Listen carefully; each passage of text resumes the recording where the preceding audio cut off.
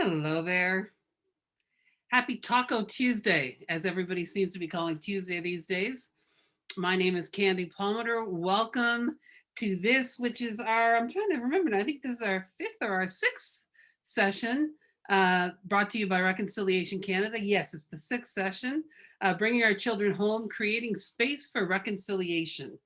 Before we start the agenda and get into things, we all come together a little bit before this starts, and we were all talking how, for some reason today, we all seem to be on the wrong foot. We're having little things go wrong here and there, and I'm thinking all of you at home too. In these COVID times, there's so much stress on people trying to pivot and learn how to deal with working from home and all of that. And I thought we'd just take a second and have a Taylor Swift moment and like shake it off, take a nice deep breath and know that we're all here together and we're all here for a good cause and a good reason. And it doesn't matter if some things are going wrong. That's life. That's how it goes. So thank you so much for joining us. We are going to shorten these sessions to an hour, just knowing how difficult it is, particularly where most people are on their screen all day long for work.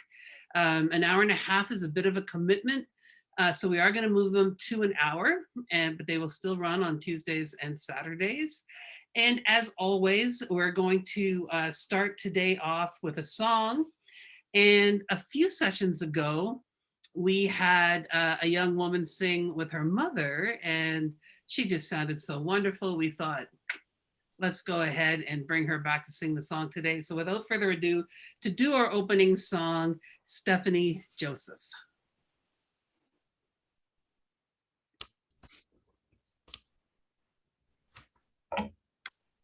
Gaelic Hesla. Nugo am Quinquila Seguilo. Garichin Lacha Heram Slu Nitnan. My name is Quinquila Seguilo. Short is Quinn. My name is, well, I just said my name, sorry about that. Shelley Joseph is my mother, and Derek Thompson is my father. I'm choosing to sing a welcome song amongst welcoming you, trying to welcome the children home, I guess.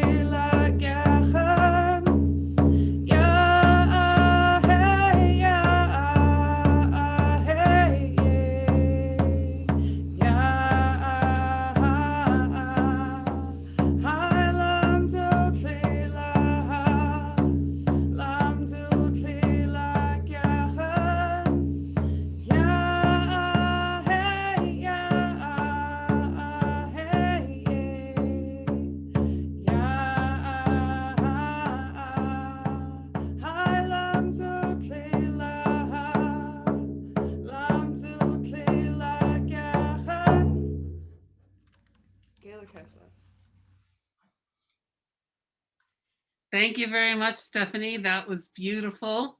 Tell the baby that we said hello, and thank you for opening for us. We really appreciate that. And now we're going to go to Stephanie's grandfather to give us an opening prayer. Chief Robert Joseph, who's been giving us the opening prayer every night, and we'll give him a second to get his camera and there he is. Oh, and he's wearing beautiful candy pink tonight. Look, we're matching. Thank you, Candy. Welcome, everybody. I'm so glad that you could spend the next hour with us. We all have the responsibility to reflect deeply on recent times and, of course, the historic times of residential schools. And the pain has been so deep and wide that to get beyond it, we need each other. And so my prayer this evening will be that we can be able to create one heart, one mind, one spirit, to dedicate ourselves to finding ways forward that will ease the pain, allow us to see through our tears so that we can plan and move forward with actions. It's been a difficult time. It's still a time of painful mourning. In this time, it's harder to shake. In our culture, when we go through a period of mourning, there's a period of shaking it off as well. But in this instance, because of the circumstance and those beautiful little children, it's harder, of course, and it's going to take a while. But I appreciate that all of you are staying together, standing with us, and that we grow out this body of people who have care and compassion and love and wish to find a new pathway forward for all of us. So one day we can really celebrate those little precious children and those unmarked graves that were discovered. And they're going to be a new legacy, a new kind of legacy that gives us hope, because those little children have now given us an opportunity to reflect again on where we are with respect to our relationships, our humanity, our common humanity, and how we see and feel and think and look at each other.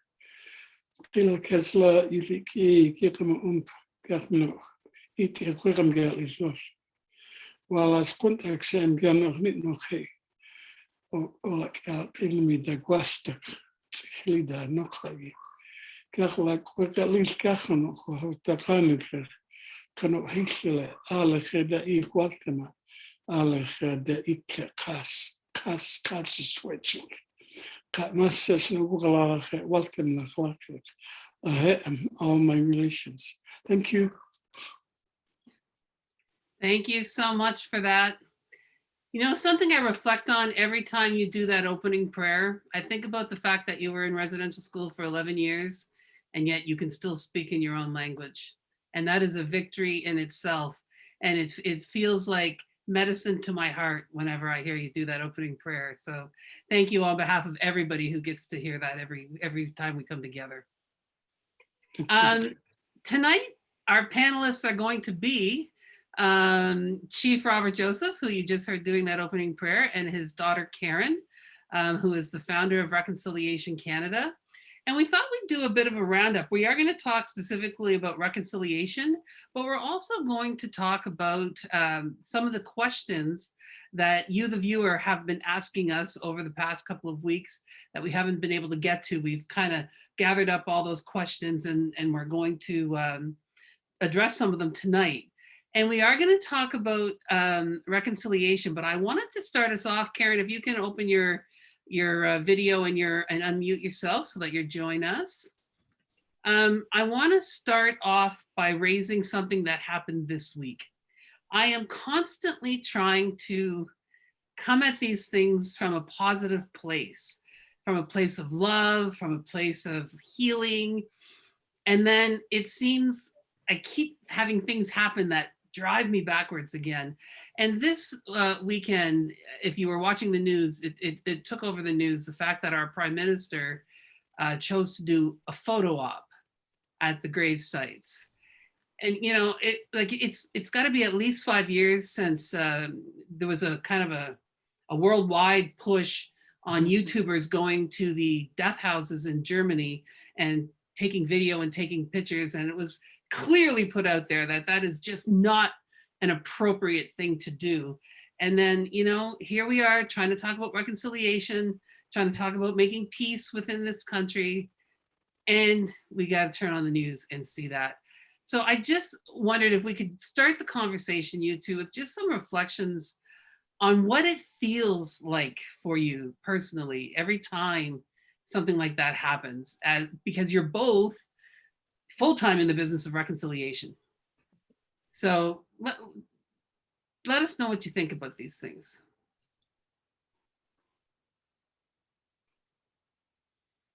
Who wants to start? I'll start. I know when he doesn't want to say something because then he'll stay quiet longer. So I'll pick it up for him, especially because of, it's not just, I think one of the things that people forget is that survivors today, those are their friends. Mm. Those are the people they went to school with. Those are the young people that they saw tragic things happen to that didn't make it through that time. Yeah. And it's not okay. Mm. It's just really not okay. It's we all have days like you were talking about earlier where we could do better and we can show up better. But I do agree. I think that there was it's an utter lack of respect for the severity of the issue facing us as Canadians today, not just Indigenous people. This is a horror that is facing us across cultures in our country today, in this country today. And I think that it doesn't serve well for the people that are around the Prime Minister, that advise the Prime Minister. And we keep saying we the government needs to do better, and this is another instance where we need to show up and say the government needs to do better. It's you have to really put these children in that context, though. These are not, they're not so far gone that we don't know them, right? That our families don't know them. And so we have to be careful, and we have to tread lightly with that is the most devastating loss that you can have as a family. And especially in light of these kinds of situations. So, be respectful, be reverent, be reverent. I think the thing that we need to remember about this moment and this time is that those children, our children in these instances, have given Canada another chance to show up in the way that we want to be seen by the world, and in the way that we aspire to be seen individually. And I think when we think about these moments, that we have to keep that in mind and just behave that way. This is an anti-I moment, right? Yes. Right. This is a time when your auntie doesn't have to say anything to you. They just look at you and go, yep. Yeah, I think this moment deserves deep solemnity, and it shouldn't be mitigated or detracted from by political opportunism, especially something as serious as this matter between so many people, all of Canadians, and versus Indigenous survivors and their families and their communities. And the politicians should be mindful that we're deeply sensitive, and that they ought to behave in the best way possible that they can, not to further create any harm or hurt feelings. So I think it was not a good move at all. Shouldn't have been done. It always amazes me because I was raised by a mother who had a grade 7 education, a father who was illiterate, who had absolutely no education whatsoever. And they always raised me under the golden rule. And the golden rule is, don't do anything to anybody else that you would not want done to you. Treat other people the way you want to be treated. So, you don't need political advisors. You don't need an advanced degree. You don't need to even be the Prime Minister. You need to just be Justin Trudeau, a human being, to think to yourself, if the bodies of my father's brothers and sisters and friends were found in a mass grave, would I want somebody to go there and take a selfie? If you just ask yourself that simple question. Think about it in terms of, would I want to be treated that way? It seems like such a simple thing. But to me, that is the essence of reconciliation. But I think a lot of people in Canada, they've been hearing the word reconciliation for quite a while now, ever since the TRC kind of came. And I think many people aren't really sure where that came from. Like, what started this path we're on of reconciliation? When did this become the path that we're on, the key word? And I'd like you two to talk about that. What brought this on, and how did it all start? Okay, I'm going to jump in here. Yeah. Oh, I was going to jump in. Oh, no, see, this is where we want to talk about. No. Thank you for asking that question. It's a really important question. And my dad is truly the person that holds the wisdom under that banner. He won't say it, but you know, he was a lead in this movement. He was a lead in the movement of truth and reconciliation. Him and his friend, like you and I today with Chief Joseph, Candy, we're doing things with our team here, and we're making a difference. And we started something knowing that it was needed to be done. We don't know where it's going to lead. Let's get back to ourselves 10 years from now and see what emerges out of this time. But it was as simple as that for my father and his friend Alvin Dixon, in light of all of the survivors that they were meeting and interacting with during their time at the Indian Residential School Survivor Society. So I think that's a really important piece of it. But I also want to read something to you. Reconciliation Canada, the word reconciliation was really contentious in the beginning. It has so many different meanings to people. It can mean, it can mean atoning for a wrong in the past. It can mean acknowledging the way you show up is different from the way you see yourself. So how do you reconcile those two places? It can mean, for an accountant reconciling your accounts. It can mean for this conversation simply about rights and title. It can mean simply about the TRC. Not that any of those two things are simple, but that it has that limited scope to it, right? So what we did at Reconciliation Canada, we actually, the very first community engagement thing that we did was elders from multiple nations around the world. Different ancient societies came together to talk about what does reconciliation mean. And what they said was, if anybody wants to know this, I would say go to Reconciliation Canada. There is an elder statement there. It's the first thing that we ever did in 2012. And it says, our purpose is to speak some truths about the trauma of Indian residential schools and other atrocities that have been imposed upon humans around the world. As Canadians, we share a responsibility to look after each other and acknowledge the pain and suffering that our diverse societies have endured, a pain that has been handed down to the next generation. We need to right those wrongs, heal together, and create a new future that honors the unique gifts of our children and grandchildren.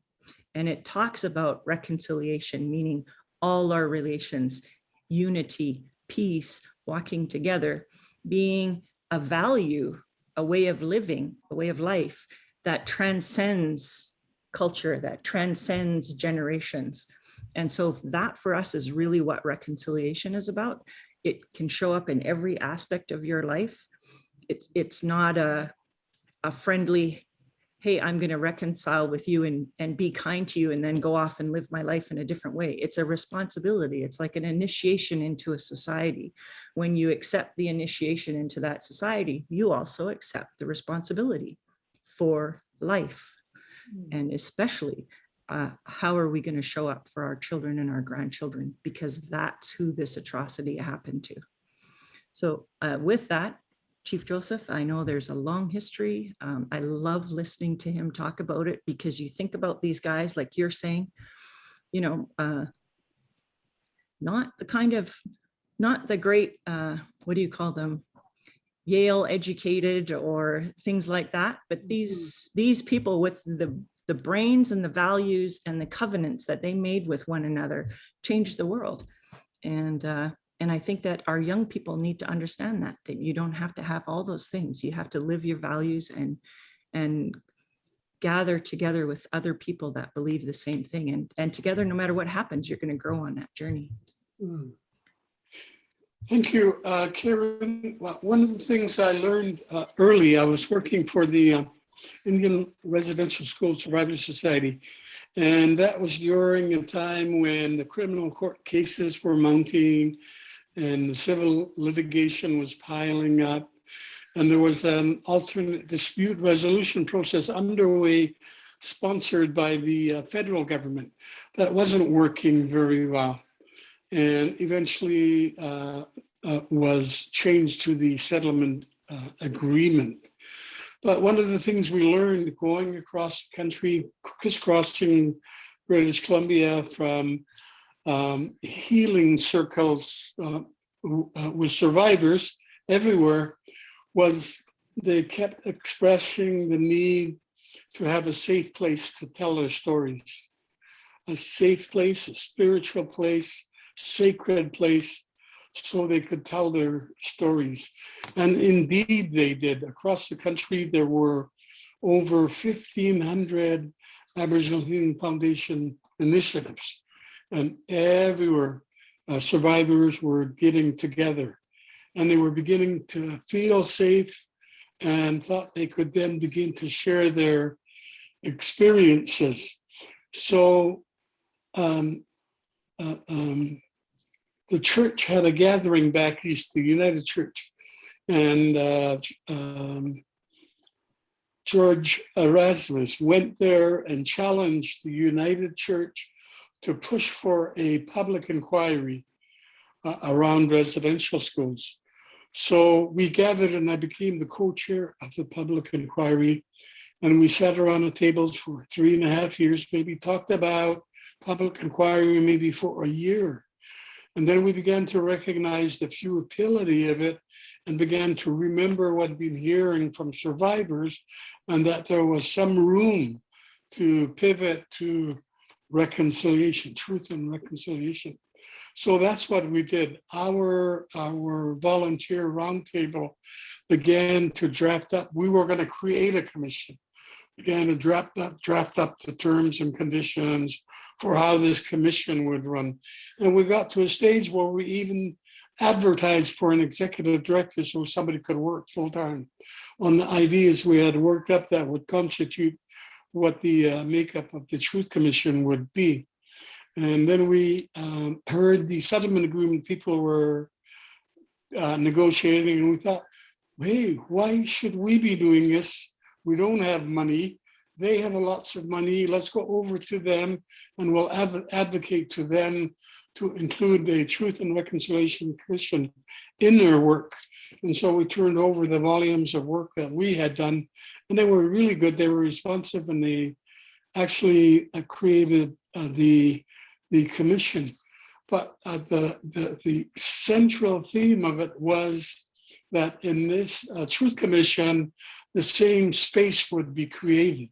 Sacred, special, unique, safe, and everybody could come together and talk about what they needed to talk about when you think about reconciliation.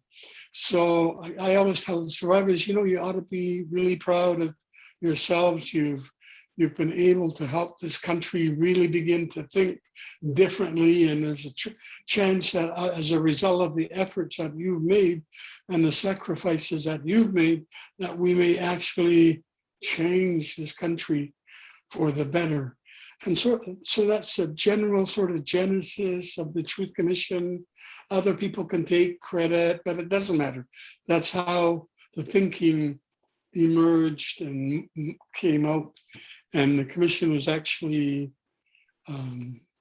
created. I like to brag about my small part in that. I sat in on some of the negotiations for the Truth Commission, and at the very last day, it was hot in Toronto, maybe the 50th floor somewhere. The sun was shining in. It was mid-Friday. People were thinking about trains and planes and automobiles. And Mr. Yakabuchi, who was facilitating all of it, said, we're about at the end of it now. So if there's anything else left that anybody wants to say, this is your last chance because we're done. So I raised my hand, and as I had my hand up, everybody was glaring at me because I'm delaying this process of getting out of there, right? And Mr. Yakabuchi said, all right, Bob, you take home the draft of the preamble. That's what I was talking about, just a brief preamble. And I said, okay, sir. And then you give it back to me by Monday, he said. So I like to boast about that. As a former law student and lawyer, I'm thrilled that you had that kind of relationship with Justice Yakabuchi, who has written some monumental decisions in Canadian jurisprudence history. As you're talking, here's what I'm thinking about. Two things I'm thinking about, and I'm going to ask you to address them both. The first thing I'm thinking about is 11 years were taken from you, and you have now given how many years voluntarily? And what is the toll on you of all of that? And, every time I hear people ask you, what can we do? Like somehow you're supposed to solve it. Like it's not your problem to solve, but you're not 50, you're not 50 anymore. And yet here you are still going. Half the time I'm dead tired and I look at you and you look like you still got another 3 hours left in you. So that was one of the things I was thinking about, which I'd like you to talk to. And the other thing that I was thinking about when you were saying that, I remember interviewing when our Grand Captain of the Mi'kmaq Grand Council, Alec Denny, passed away and his son became the new Grand Captain. I was interviewing his son, Andrew, and he said, I remember being at my father's knee when my father and some of the elders from the community were planning their trip to Geneva to go to the UN. And this was back in the 60s, 70s. Mm-hmm. And again, not Harvard educated people. So when I look at what your generation were up to with your limited access to education and money and funding and all of that, and I look, and I'm not disrespecting anybody, but I look at some of these, protests where people are just like setting up in the street and screaming and hollering. And a lot of those people have education and have access to things. Can you talk a little bit about what was it about your generation that had this vision of, look, we're going to learn this game and we're going to get in there and find our place at the table? And how do you think that is different from now, this new generation just kind of doing a lot of screaming, but not necessarily trying to problem solve? Can you reflect on that for us? Yeah, I could, I guess, give it a try. Thank you. I have to reiterate what I said the other day. I was looking back at my experience at a residential school. And even though I stayed there, I spent 11 years there, I know now that I was totally disempowered, dehumanized by the time I was 2. Like I had absolutely no childhood dreams, nothing to feel good about. I had no value. Nobody ever told me I had any value. Nobody ever said I could have dreams and I had a purpose. I had no purpose. So I drifted through the grades until I was graduated, so to speak. And I knew that I hadn't received an education, that I had learned absolutely nothing at all in all of that time. And at the very last day, when I returned back from a long party, graduation party, I stood at the top of those steps and looked out, and I was totally in despair. I felt absolute uselessness. I had no direction.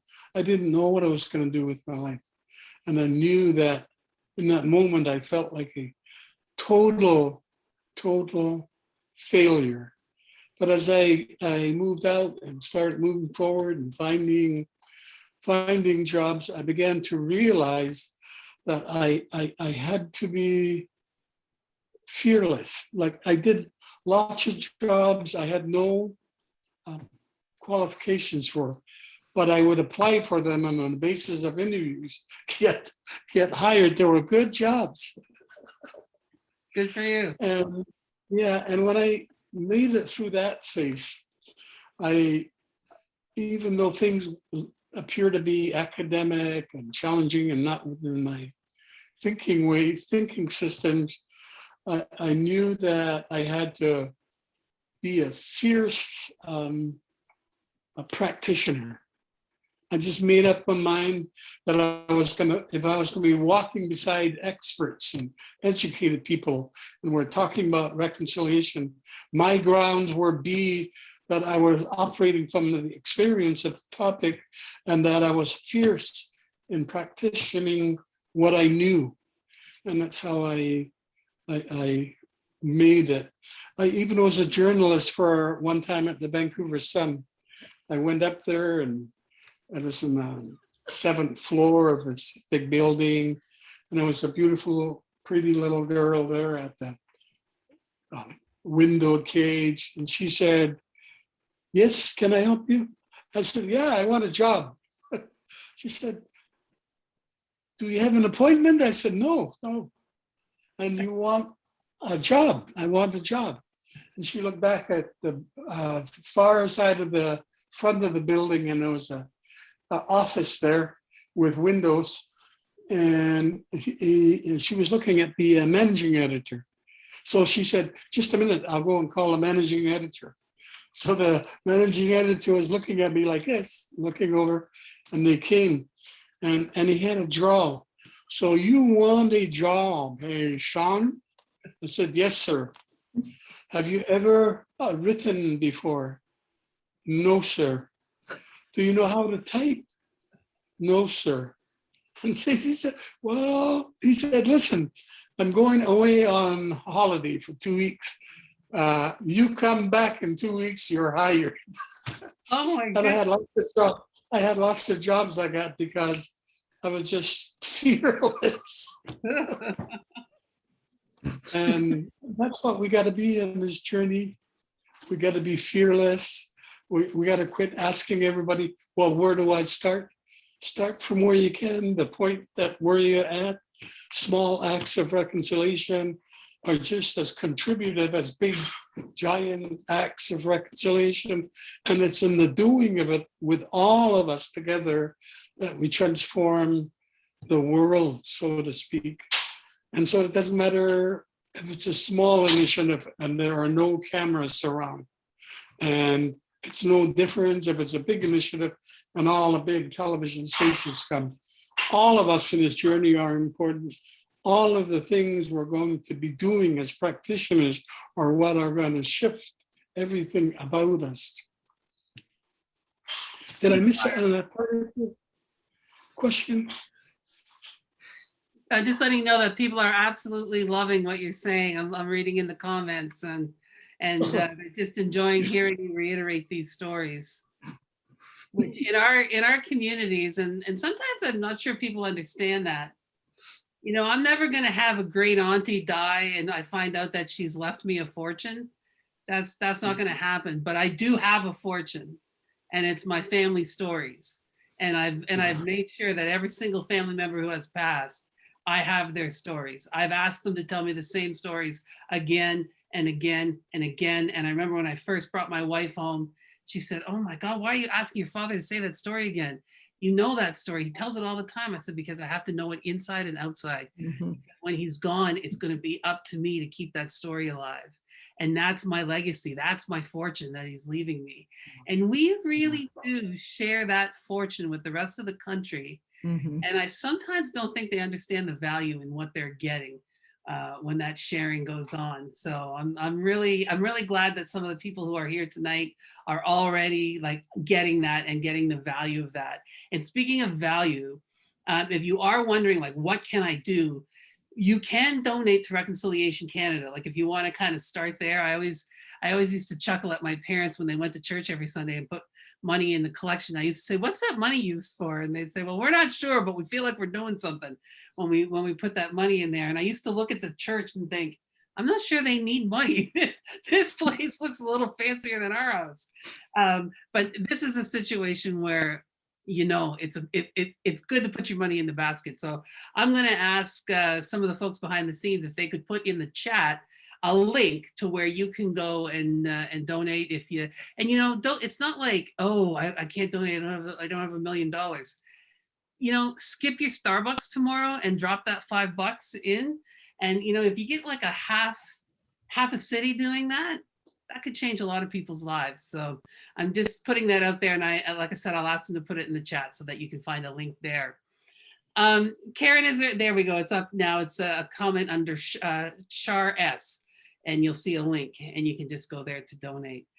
Karen, from the perspective of being his daughter, what have you got to say in terms of, you know, what that generation did and what he's continuing to do and how it inspires and buoys you in the work that you're doing? Well, it's really strange because I actually was at his knee when he was doing this. So I don't know if it was by design or not, but my sister, Shelley, very much was engaged in the potlatch movement, in the cultural pieces of things. I was much more of a nerd and I enjoyed learning new things. So I was always reading, and my dad had this crazy pile of papers in our house. It went all the way up to the ceiling, and I used to climb to the top of it. And I just open up the boxes and start reading things. It was all the historical documents from just, I know now that like the richness of what I learned while I was doing that, because nobody has access to that anymore. Mm. And then when he used to go to work, he doesn't talk about this much, but he was actually the district manager for the Department of Indian Affairs in our region. So he was and he used to take me to work, and that's when they had those desks that have like the front goes down all the way to the floor. So I could be underneath the desk and nobody knew that I was there. And he had his bookshelf behind him. So I'd go and grab the little books and I'd, read through whatever was there, and I'd just be down under the desk all day. But the difference in terms of how they spoke to him then compared to how people who know him speak to him now. Oh, isn't that interesting? Right. That was the level of racism and disdain that you hear as a young person. Our children hear that when people speak to us that way. What did that do to you to hear your father being spoken to in that way? I heard it, but I also then began to understand it because I was reading all of the policy. I didn't know it was policy. I was just reading what I thought was history, right? And then I would ask him tons of questions, and he was really good at answering questions for me. And then I would ask other people questions, because I found that that's how he led more than anything, was by asking people questions and getting people who knew how to do things to help him. And that's his role is, and that's really what reconciliation for me is now too, is we don't have to have all the answers individually.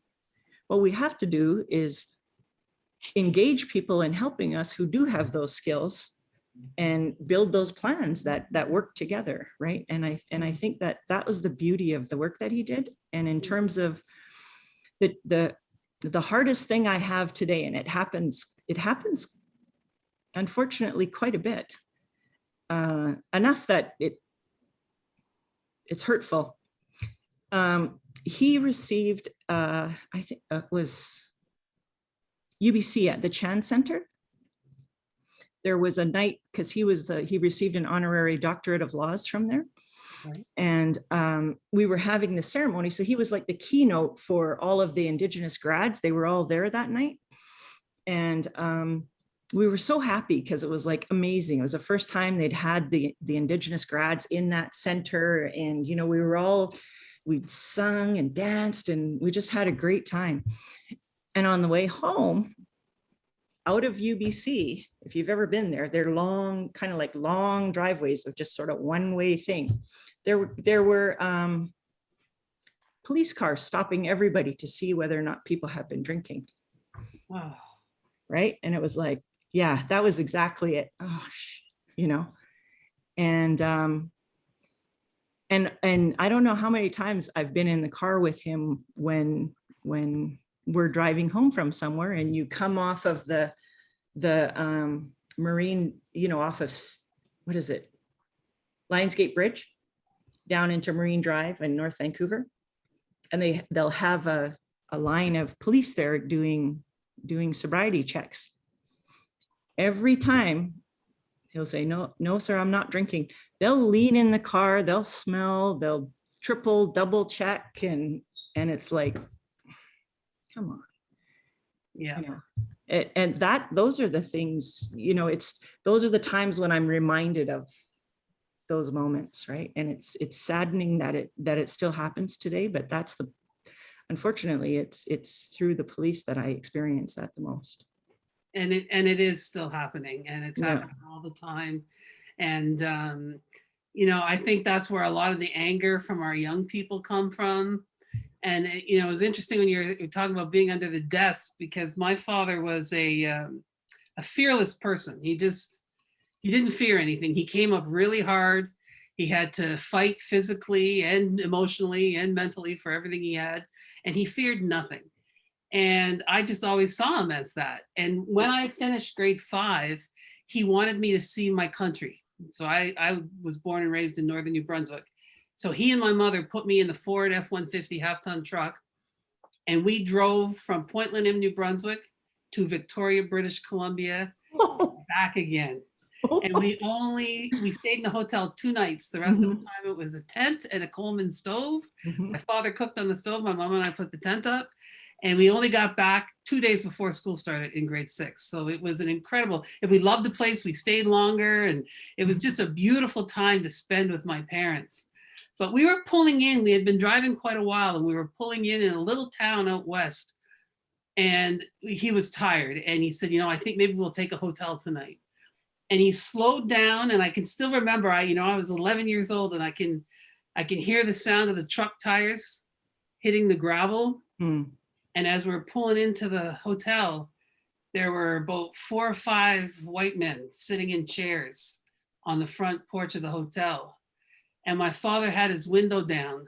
And as he was rolling the car and I could hear that sound, he was looking at those men, and those men were looking at him. And something changed in Daddy's face, and I couldn't identify it. I couldn't figure out what it was. It was confusing me. I'd never seen it before. And then I just heard the tires slowly speed back up, and we pulled back out onto the road, and he didn't say anything, and Mommy didn't say anything. And I was just sitting there between them, trying to figure out what was happening. We went for about another 4 hours. Then we pulled over in a campsite, and we put up the tent.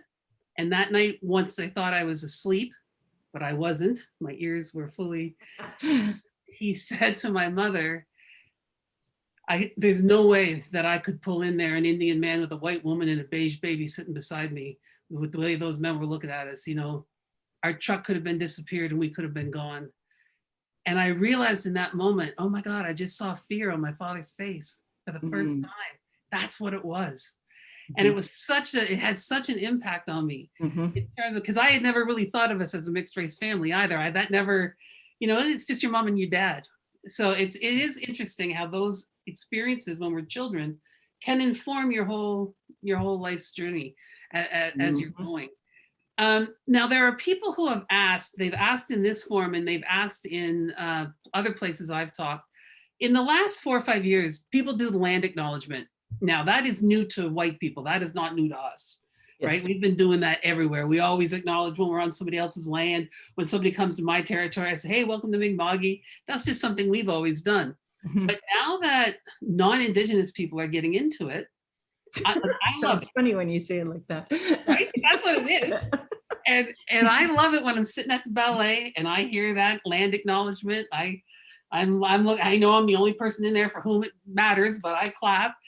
But I've had a lot of people in the last 6 months, a lot of non-Indigenous people say to me, the land acknowledgement bugs me because all it is like, oh yeah, we're acknowledging we stole the land, but we're not going to do anything about it. And I was trying to make it a teachable moment.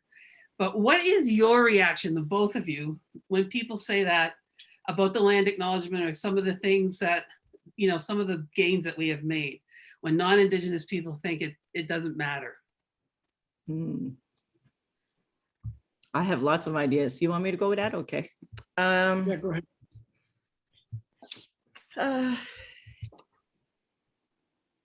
Well, I think, we've come a long way from where we started. I don't think people really understand the importance of it's not really acknowledging the land so much as it's requesting permission to be there.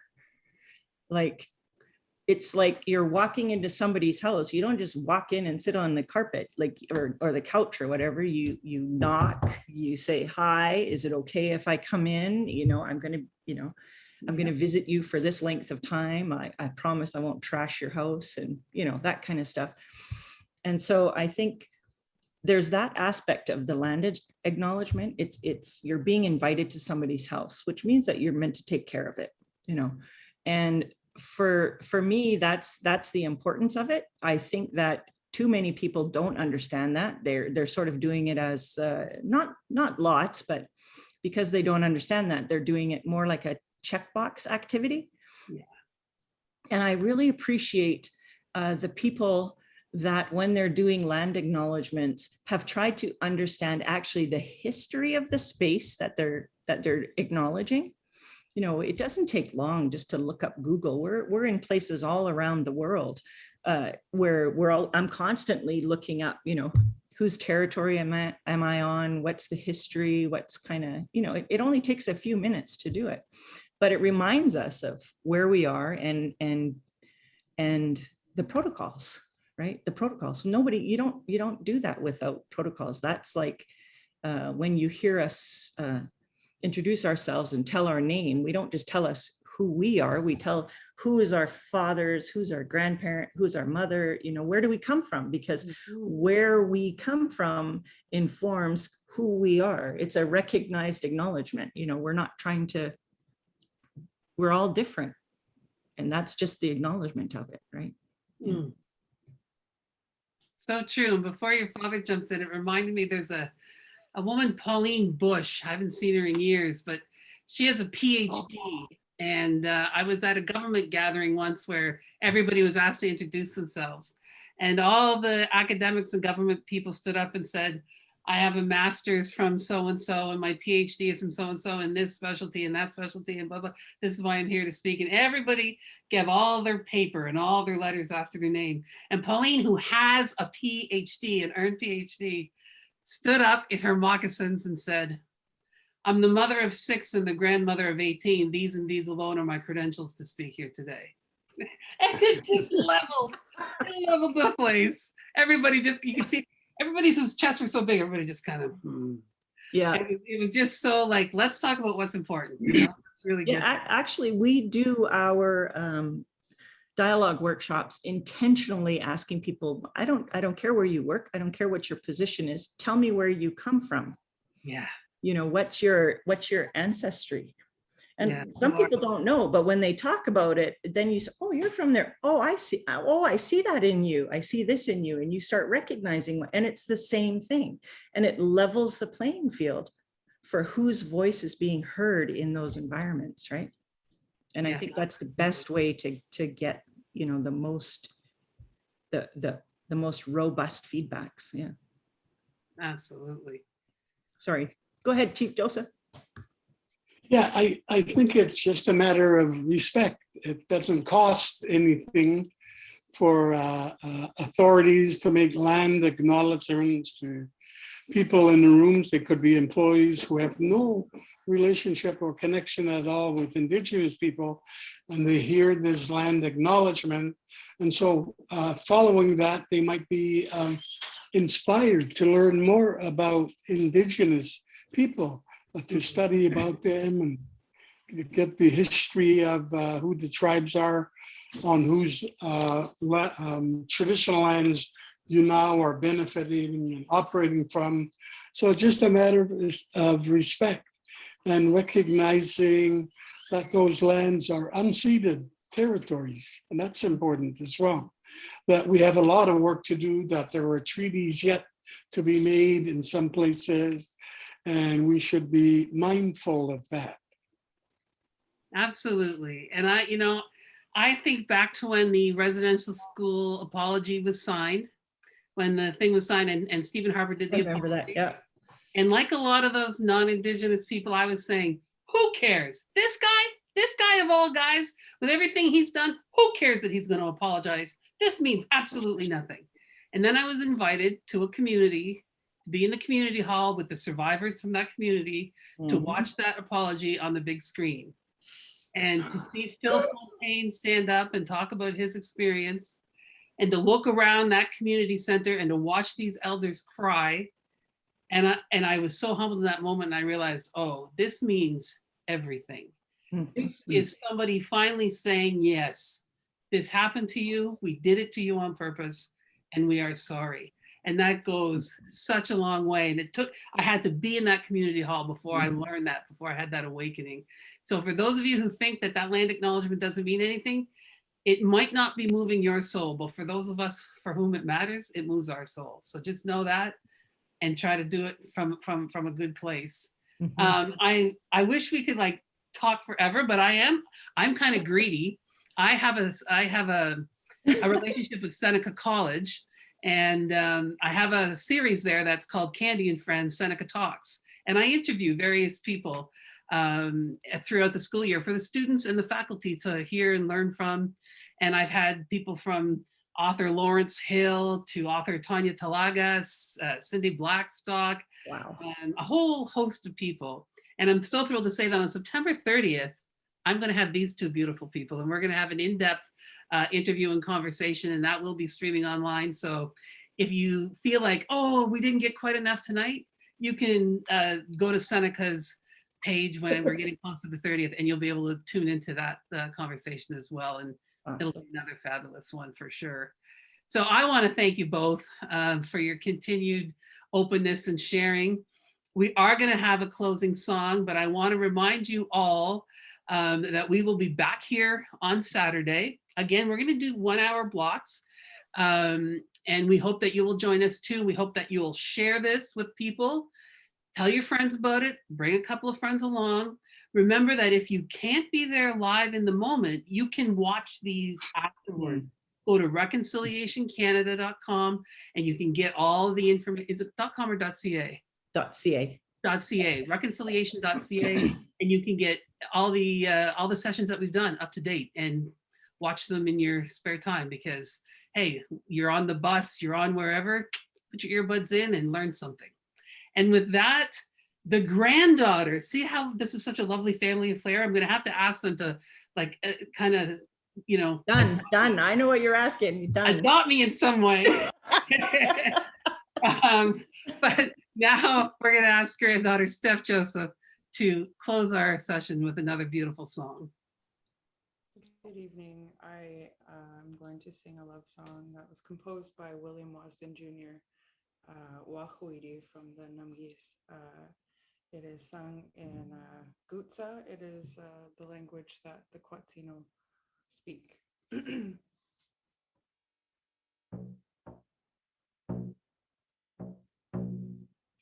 How na ne, how na ne, how na ne, how na ne, how na ya, how na ne, how na ne, how na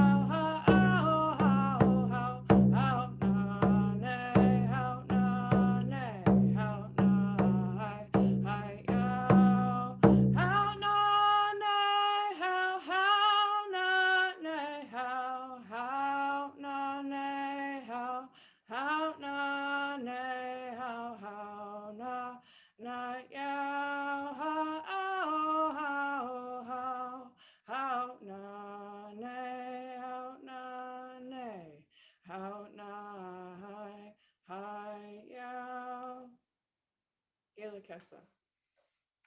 That was absolutely beautiful. I have to tell you, I started this session by saying I was having kind of a twisted Tuesday. Everything seemed like it was on the wrong foot today. That song is just what I needed. Thank you so much. It was beautiful. And I thank you all. And I want to remind you all, every time you tune in, you're taking your step towards reconciliation. It means a lot. We're really happy that you come and you join us, and we see all your comments and we see your questions. Even though I can't always get to all of them, understand that we do see them. We are going to try to address them as the series goes on. So thank you so much. Stay safe. Get vaccinated as quickly as you can. Keep wearing those masks. Keep one another safe. Love yourselves. Love one another. I'll see you on Saturday. I'm Candy Palmater. You can find me at The Candy Show on all the social media. Thanks so much for tuning in.